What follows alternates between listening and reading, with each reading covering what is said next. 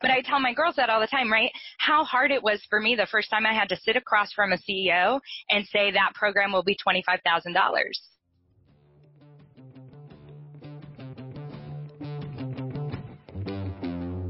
Hey, got something really cool I want to run by and let you know what's going on. So I'm starting a group that will start taking a deep dive into each one of these episodes. So we'll collectively come together and talk about the shows, talk about the guests. I'll be bringing back some of the guests to do some Q&A sessions and really take a further dive into their story, their journey, the episode, talk about, maybe some of the things you wish I would have asked on the episodes, do some Q&A sessions and the like. As a friend put it to me, it's really like a book club, but for the podcast.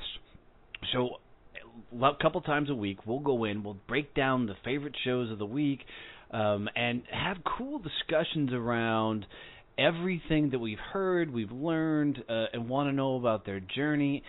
Some of these guests will come in and they'll teach part of, what makes them awesome at what they do. And then, as always, I'll be providing regular value and content in this group. It's really cool because this only is going to cost $5 a month to join this group. And you'll be able to come in, interact with everybody else in there. So I'll put a link right in the show notes for this that you can jump in, come have a conversation with us, and we will really deep dive into each one of these episodes and help us all rise up together. Thanks for tuning in, guys. It's going to be a great show today.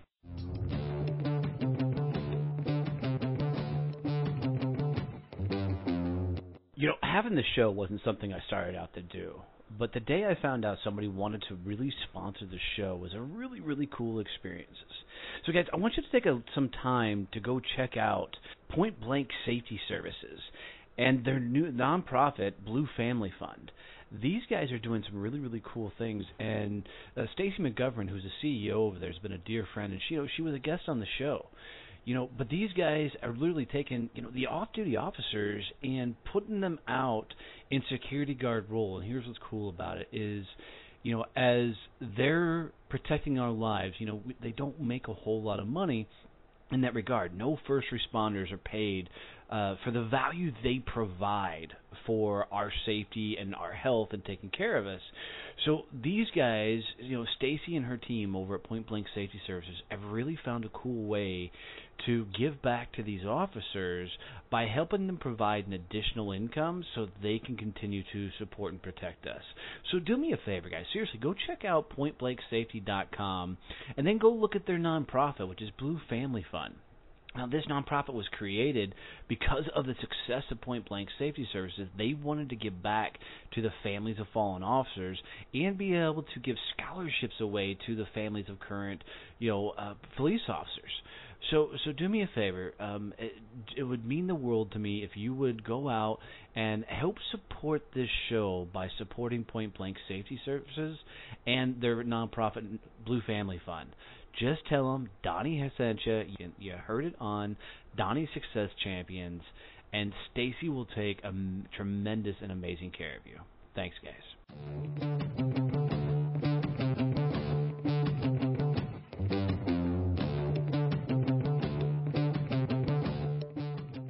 All right, guys, this is going to be a killer episode. I am bringing a personal sweetheart of a friend of mine, Dr. Stevie Dawn Blakely. I'm pretty sure that's the first time I've ever called you doctor, just so you know. I think so, too. We should maybe write that down in history. Right. She has been a hell of a friend of mine for quite a while. It's got one badass story about her journey, where she's come from, how she got here, and now what she's doing in life is absolutely kicking ass and taking names.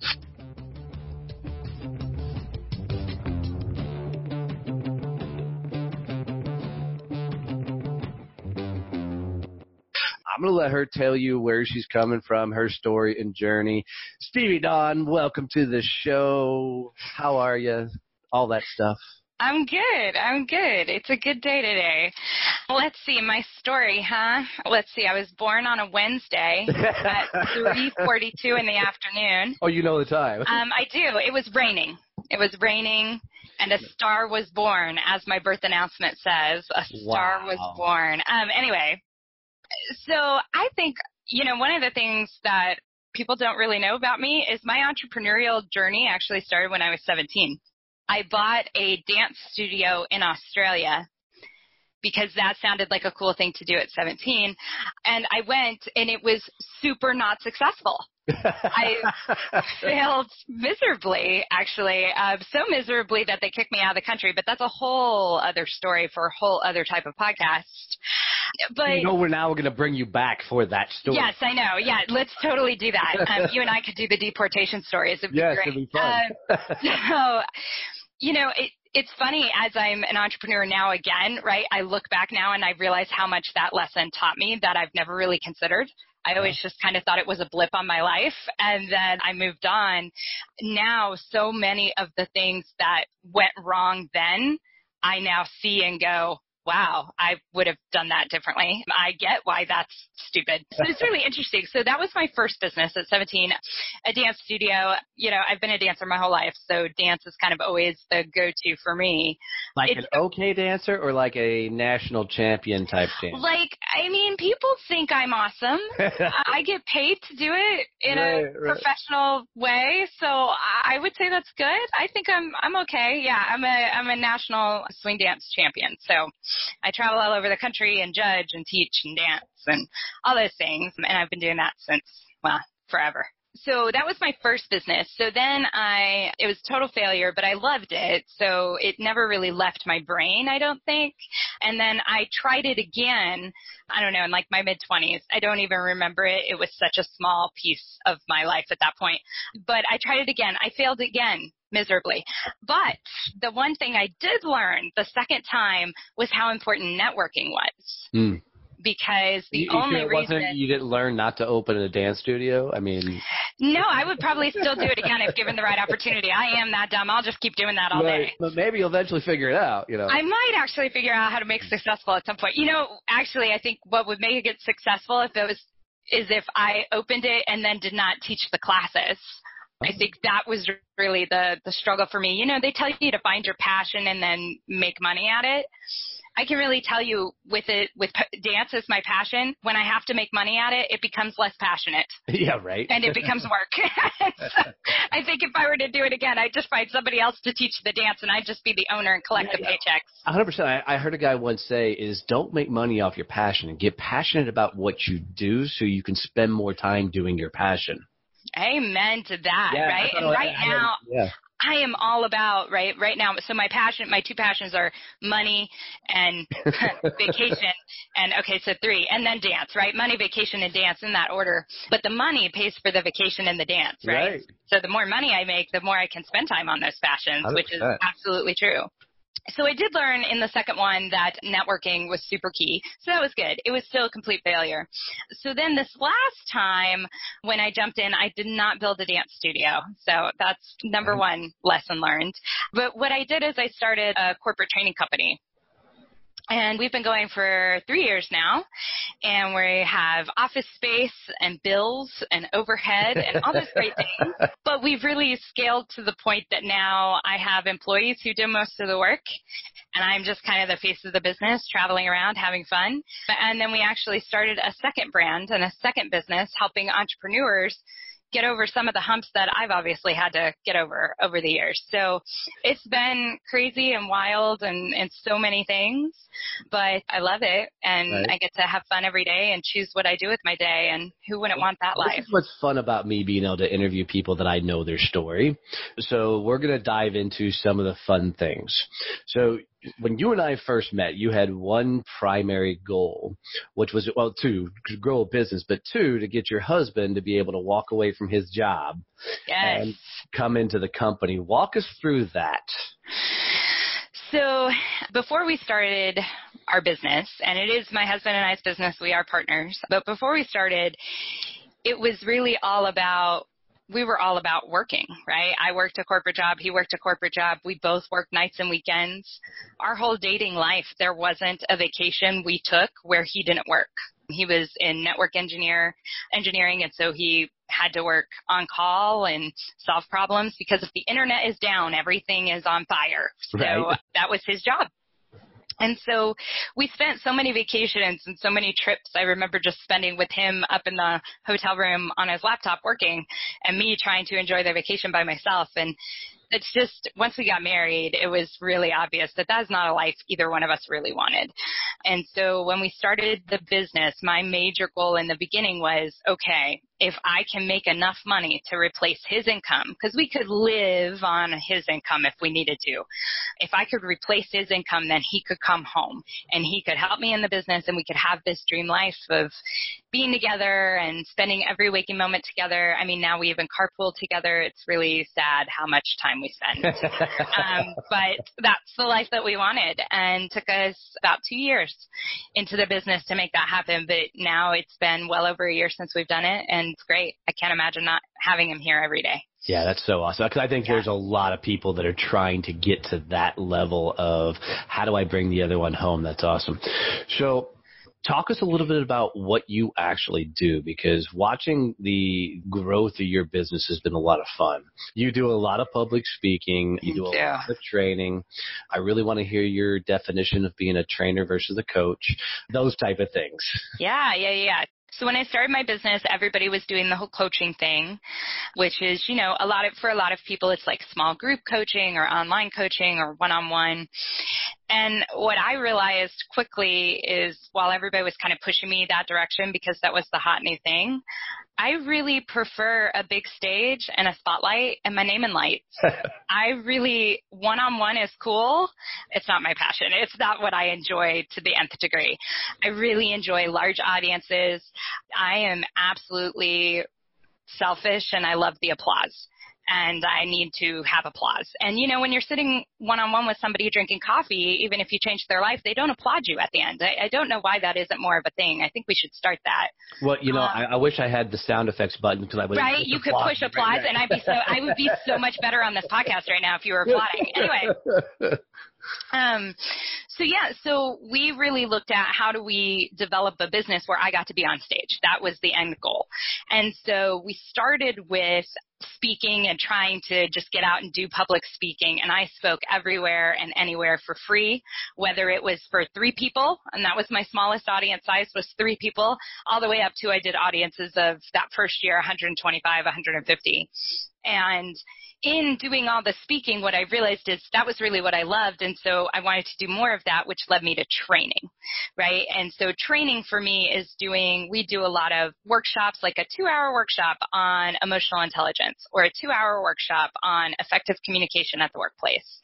We'll go into organizations, and we work mostly with nonprofit and government, and we'll go into the organizations and do these staff development workshops for their teams or for their leadership or whoever it may be. And I really found that was perfect for me. It was the perfect blend of being on the stage, but yet still having them learn, because I've been an educator for over 20 years, whether I was teaching dance or teaching the college kids. You know, I've always been a teacher. So I think it kind of was the best of both worlds for me, was to go the training route rather than the coaching route. Well, and I think so that was kind of where we ended up. Yeah, no, absolutely. I think what makes you fun is I've had the pleasure of sharing the stage with you a couple of times. And even I have got to up my game when I stand next to you on stage, because you go so high energy. It's fun. It's a blast. But more importantly, you're so damn interactive with the crowd when you're in front of the room. Do you think you got that from the dance world, that you knew how to draw in the crowd to cheer you on when you're dancing? Is that where that comes from, or is that just something you've learned? Yeah, so I totally think that's where it's come from. And it's interesting. So I recently spoke somewhere where my worlds collided, and I had 2 dancers in the audience in their professional capacity, but they knew me from dance. And so they had never seen me, right, as the speaker on the stage. And one of them actually came up to me afterwards, and she goes, "It's the same type of interaction as I do when I dance. Because when I dance, I always am the one facing the crowd, making goofy faces, getting them to clap along. I yell things out. I talk when I dance. It's really weird. I yell things out into the audience and make them yell back. I do all those interactive things. So I absolutely believe that it's from dance and my background in theater and improv comedy. I've done all that stuff. And I think all of that kind of comes into when I'm speaking. I don't want to be boring. I don't want to be that person people forget. I want to give them something they walk away and go, if nothing else, that was a fun way to spend an hour. I don't think I've ever sat in this stage when you've spoken, but just being up there side by side, I got to go because you're all in and I absolutely love it. Absolutely. I love. Talk about some of the bumps in the road, as you've been going on this. Yeah, I hear it. I know them. So as you're going on this journey, you have the ups, the downs, you've got the situations where the company's moving forward, you get a right hook, and things kind of start over. Walk us through some of that. Yeah, I think there's probably 3 major ones that I always revisit, and now I tell other people to try and avoid. Number 1 is target market, right? And we all talk about it, and I know you talk about it on these podcasts too, right? It's this idea of you have to have a target market, but who is your target market? And man, I read everything I could get my hands on. I listened to every podcast. I looked at every YouTube video on how to find your target market. And the thing that I always thought was interesting is everybody kind of assumed that you knew who you wanted to talk to before you started. Right. And I was kind of like, but no, I really don't. I mean, I don't care if it's an audience of all men. I don't care if it's an audience of all women. I'm just as comfortable speaking to a room of cops as I am speaking to a room of case managers and counselors. I really don't care. It does not matter. And that was really hard because nobody could help me. And so what I really found was somebody told me, just look at who's paying you and get more of those. And that was a piece of advice somebody gave it. So I said, okay. And I threw up all the names of my clients on a board and I said, wow, they are all nonprofit and 2 government. Let's just say we do nonprofit and government. And the minute I changed my marketing to say that we work with nonprofit organizations, it exploded. And we just exploded. It felt overnight because it was all about that target market. But honestly, the biggest bump for me was finding out who that was. And it took us 1.5 years because I just kept saying, well, everybody says I should know who I want to talk to, and I have no clue who I want to talk to. That would be one bump. The second one was sales, and that's the one obviously. Without you in my life, I probably would still be doing it for free. Wait, say that again? Yeah, without you in my life, I would still be undercharging for sure, right? So sales was super scary for me. I think because I felt like I had to sell, right? And as the owner of the business, I can't pay anybody else if I'm not selling. So I've got to be in charge of that. And I really struggled for a good couple of years on just how to have a good sales conversation. And the number one thing I think that changed for me was meeting you and having those conversations, but really having you help me practice what to say so that it didn't feel foreign. Right. And that's something that I tell my girls all the time. I call them my girls. They're my clients, but they're all my girls. I don't know. I said that the other day and somebody goes, oh, you have daughters? And I'm like, no, I just have a whole lot of girls. Anyway, but I tell my girls that all the time, right? How hard it was for me the first time I had to sit across from a CEO and say that program will be $25,000. Right. And that's a hard thing. If you've never said the word $25,000 before like that, it was difficult. It's like I've never even bought a car that big. Yes, I've never. Okay, the most expensive car I've ever had was $10,000. Okay, so we're really outside my scope of money understanding. Having the ability to practice that with somebody, having the ability to have somebody, if I didn't have coaches and mentors like you in that time, I wouldn't have made it. Because I needed somebody to tell me it was okay to say $25,000. Absolutely. And I needed somebody to tell me that I had every right to say it. And that's that giving permission thing that I think we hold on to way too much. Well, and I think that's a really key point. And don't talk about me necessarily, even though I love it when people talk about me. But I know you do. Talk specifically of why you've got coaches and mentors in your life, because I think a lot of people get hung up on that. So walk us through that journey. Yeah, so for me, it's really, I'm a big believer in why recreate something somebody else is already doing well. Like if I can steal it from them, I'm totally a thief, right? I'm all about stealing great ideas. I will always give them credit, but I need to steal great ideas. Well, just so you know, I heard that if you say it once, you give the person credit. Twice, you still give them credit. But by the third time, it's yours. So just it's yours. You own it anyway. I mean, I've totally changed the wording, right? I use the instead of an, and so it's totally different. I mean, that's how we all got through college. So, for me, the coaches and the mentors are really about having people who are going to push you to do the things that make you uncomfortable. And I think that's really what a coach is supposed to do. A coach is there not only to encourage you, and I think there's an element of encouragement that everybody needs and some positivity and some, hey, I know you can do this. But it's also about somebody to tell you, hey, you need to charge more. Or, hey, why don't you pick up the phone and do a cold call? Or sometimes, hey, pull your head out of your ass. Yes. Just get out of your own head and get out there and do something for your business. And, I think it's one of those things that for me especially, and I'm sure that other people are like this too, I need permission. That's something I've really discovered about myself in this entrepreneurial journey is I am one of those people who needs permission. I need somebody to tell me it's okay to charge $25,000. I need somebody to tell me it's okay to be a CEO and say, you know what, I'm not going to answer my email every 2 seconds because, hey, I'm a CEO and I got better shit to do, right? So I want to be able to do that. And I am that person who needs somebody else to tell me it's okay.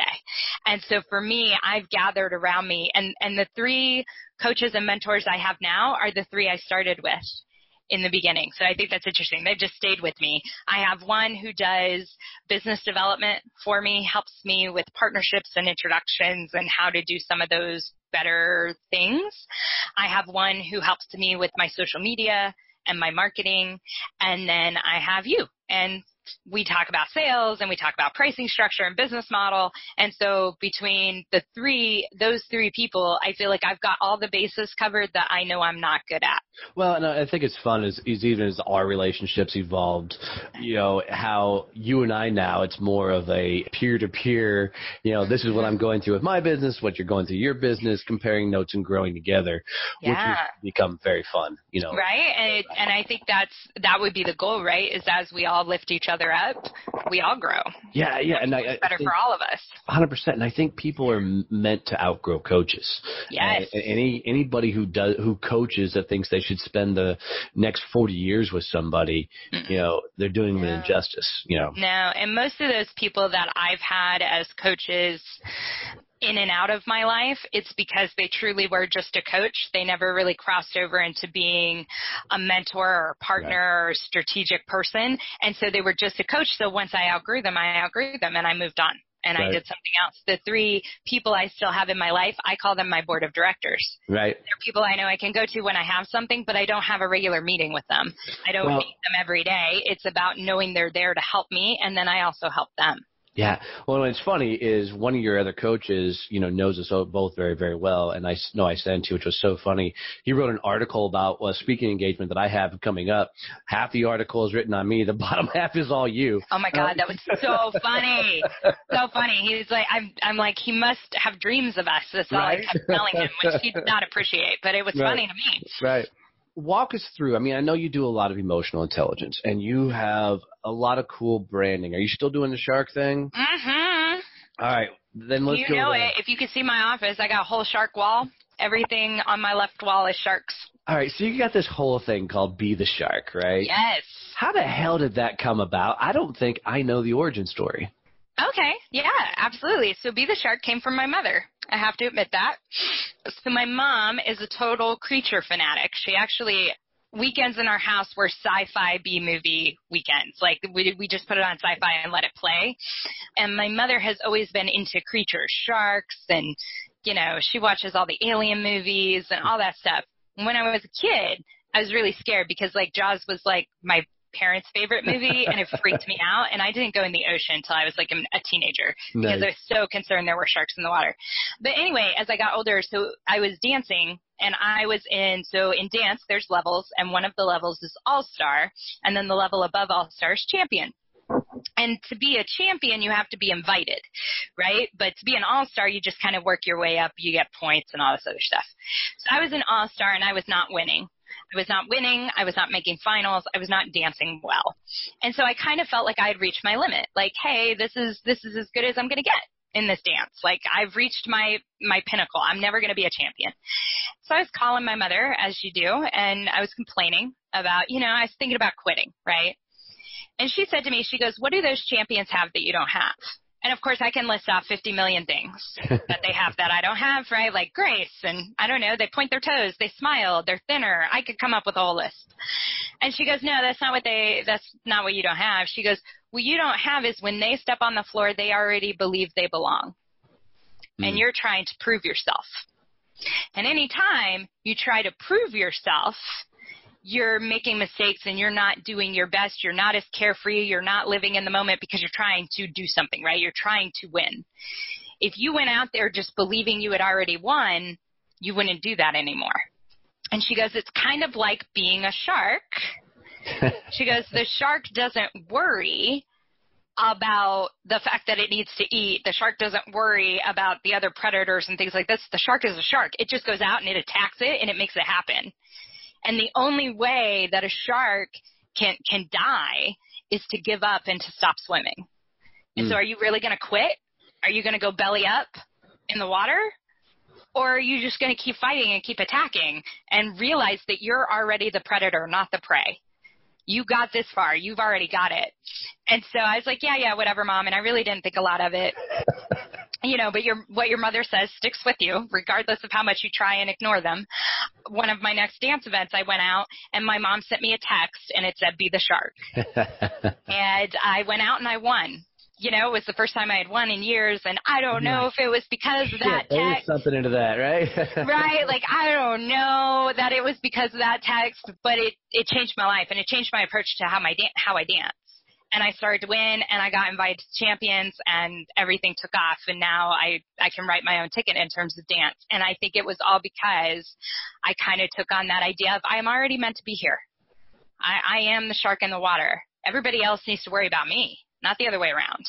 And that has really transferred over into my business. That's transferred over into everything that I do, because I think when we are the shark of our own life, we can do anything, and nothing seems unavailable or unattainable. And I think that's awesome. So yes, that's awesome. So that's be the shark. That's where that comes from.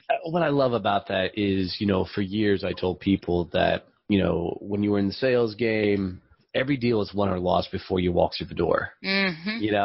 And if you don't go into that deal already believing you've won it, then you're going to lose it. It's the same thing. Same thing, absolutely. So be the shark. So do you have a shark tattoo yet? I do not. So what's funny is I do have a tattoo, but it's a dolphin, because it was way before my shark days.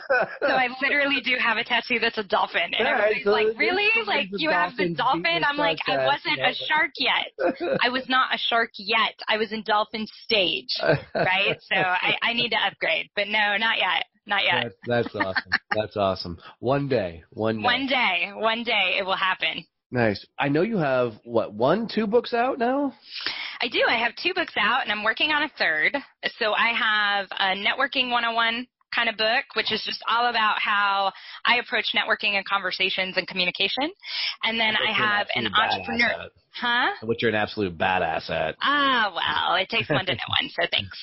And then I have my entrepreneurship book, which is From Zero to Six Figures, a roadmap on your entrepreneur journey.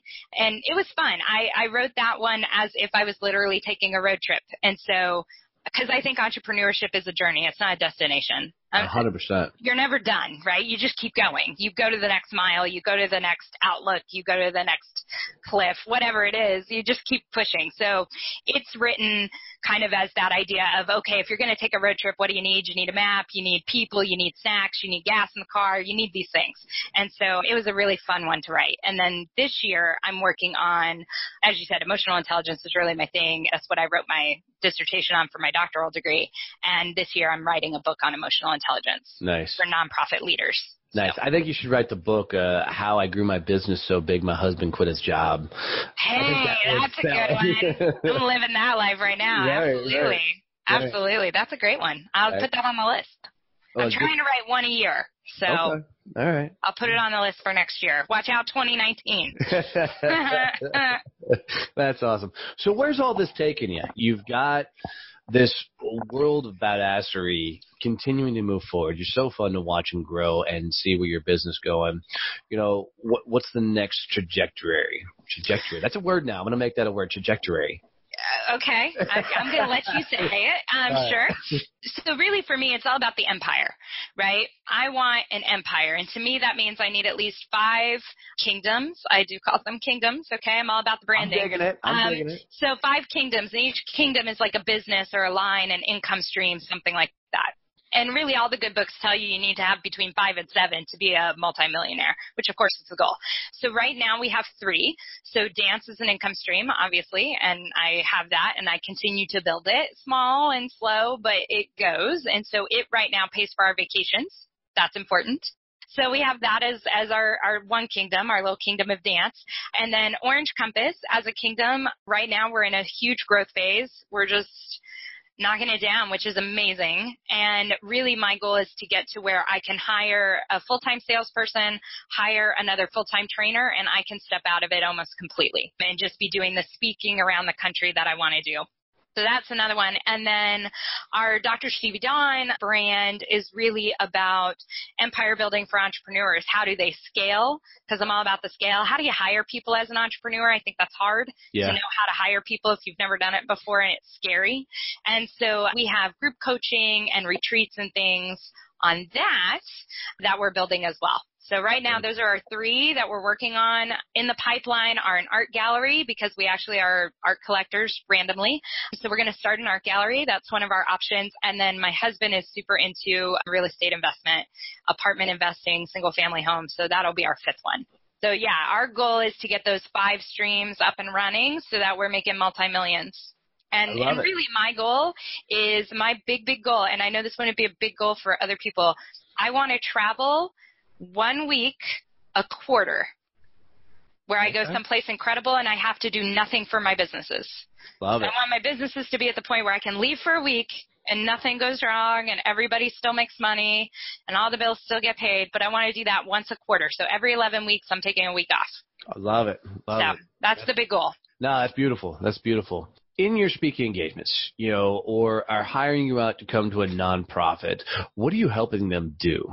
So a lot of times my work really revolves around this idea of if we could just communicate better, we would have a better life. And I do that whether it's communicating with your spouse and in relationships, or in the workplace and in your office, or even as an entrepreneur communicating about your business. So for me, it all comes back to teaching people how to talk in a way that the other person actually hears you. One of my favorite phrases is, it doesn't matter what I say, it only matters what they hear. 100%. Right? And so I really teach people how to make sure they're heard. And I think that's needed in all facets of our life. Absolutely. That's really what I help them with. No, that's awesome. You just had this crazy ride from dance to, I know you're foreign countries with Australia and the stories there, to now being a brand name, as you continue to move forward. How do people, if they want to get in touch with you so you can improve their lives, impact their companies, help them build empires, how do people get in touch with you?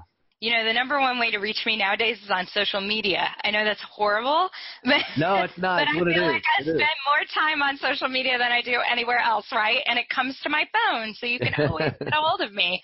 So the easiest way to find me is probably on Facebook, and it's Dr. Stevie Dawn is the easiest way to find me, or you can find me through Orange Compass. Either of those will get to me. And then shoot me an email. Stevie@StevieDawnInspires.com, Stevie@OrangeCompass.com. I have 5,000 of these, but those are always good. And then if you're really just looking for a little pep of motivation every day, definitely follow my Instagram. That's the one thing I'm religious about, is my Instagram post once a day. And that is under Dr. Stevie Dawn, all one word. Beautiful. It's super easy to find. But yeah, come and hang out with me. I like making new friends. Well, and I know a lot of people that are in your genre of stuff have Facebook groups and anything else. Any Facebook groups that you want to promote? I do. So I just started one a couple weeks ago, but I'm loving it. We're having so much fun. So it's called Empire Building with Dr. Stevie Dawn, and it's just all about the things that we talk about are about scale and hiring people and how to get out of your own way. All those good things that entrepreneurs need in their lives. Nice. So definitely join in with that. That would be awesome. Right. So here's the right hook question I always ask everybody as we get to the end of our show. And I love it because it totally catches people off guard. So what I want you to think about is if you were to leave my audience with one thought or phrase that they could take with them for the rest of their journey, something they could put in their tool belt that would help them pull it out maybe in a time of need or a time they're going through it or whatever else. If there was a phrase, thought, or a sentence that they could use, what would you say? Stop comparing, start sharing. Oh, I love that. Stop comparing, start sharing. I love that. Why do you think that's such a big thing? So for me, I think it kind of comes down to that idea of we're always trying to compare ourselves to somebody who has more of what we want, more of whatever that lifestyle is, and we're always saying, why can't we be there yet?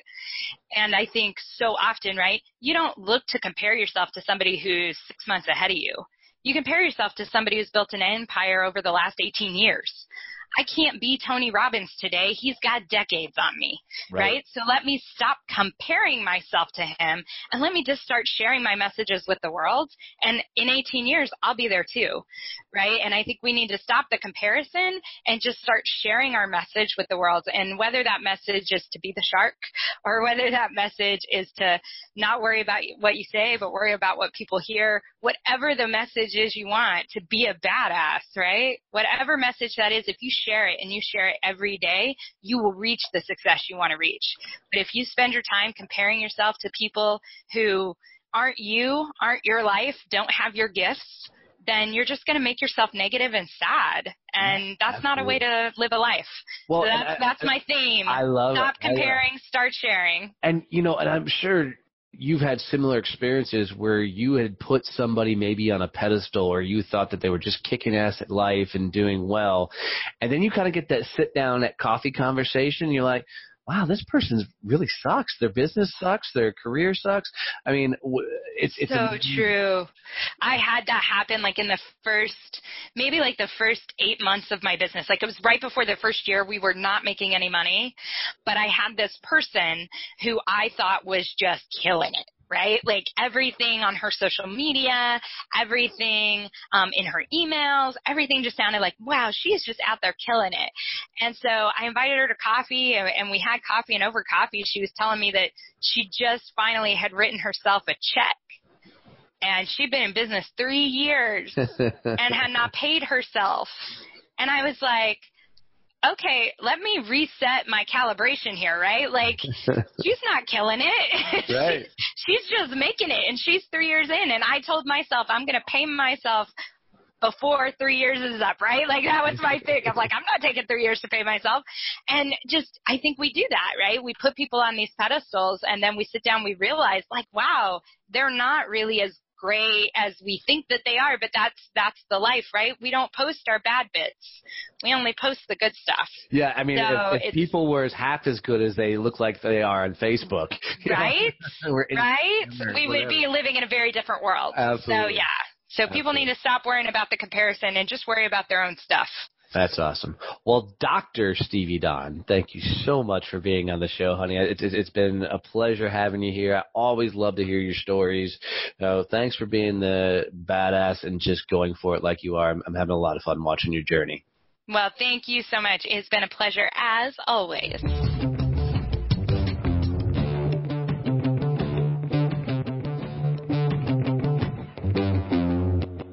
You know what, guys, really thank you for listening to this episode. I really appreciate it. It's a lot of fun putting these together.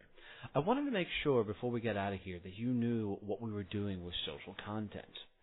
What we found was because of the podcast, we have a unique way of helping you get your social content out on a very easy way. What we're doing is we're interviewing people.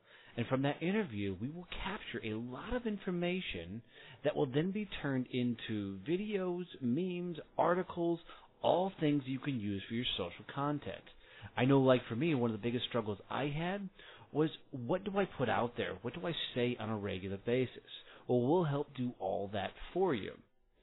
So if this is at all of interest to you, reach out to us and let us help you grow your social media channel. I can tell you I did this for my business, and my social media is completely taking off. My Instagram, since I started doing this, jumped to over 10,000 followers, and it continues to grow. So if this is at all of interest to you, check the bottom of the show notes for the link that says, "Get my social content done right now."